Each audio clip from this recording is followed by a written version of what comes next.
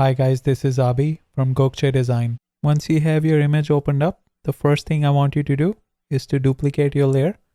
Next, we're going to click on the polygonal lasso tool and create a selection around our subject that we need to remove.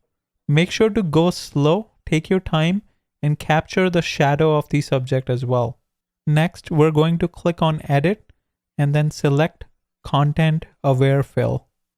In this window, I'm going to deselect all the objects that I don't want the AI to consider when calculating what the fill should be. So using the minus brush, I deselected the car headlight and I also deselected the guy on the bike. Now let's output the results to a duplicate layer. Now we're going to do some retouching to clean up the results. Let's deselect the current selection and then click on the spot healing brush. Here, I'm just going to do a little taps where I feel the image is a little off or a little blurry. For areas that look too damaged to be repaired by a spot healing brush, I'm going to use the clone stamp tool, which allows you to copy over the pixels from another part of the image.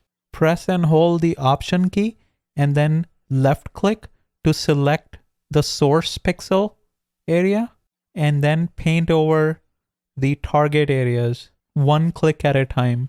Make sure to go slow and take your time.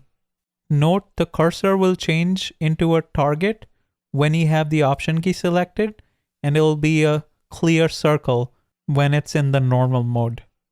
So here I'm just trying to make the background and the center line look more realistic. That should do it. Now let's compare the before and after. Looks good to me. Make sure you like, subscribe, and turn on the notification bell. Until next time.